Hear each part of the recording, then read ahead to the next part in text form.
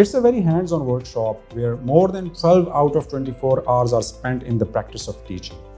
We have several theme sessions where we inform the participants about how to define actionable learning outcomes for their subjects, how to design assessments that determine if the learning outcomes have been achieved, and then constructively aligning those assessments with active and interactive learning strategies in classes. We try to practice what we preach during the workshop, so you get to see how to establish an effective learning environment during this workshop.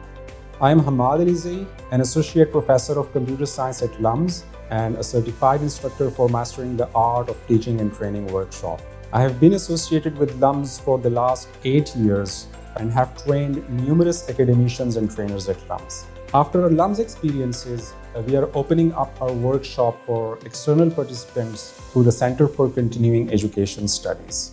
Our participants include graduate students, early career teachers, professors, and trainers, mid-career and senior level teachers and trainers. One of the most memorable moments for me in this workshop was when a senior career professor, after attending the workshop, said that, "I wish I could go back in time and apologize to all my students for the way I have taught them."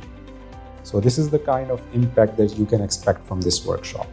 We look forward to welcoming you to an amazing interactive learning experience.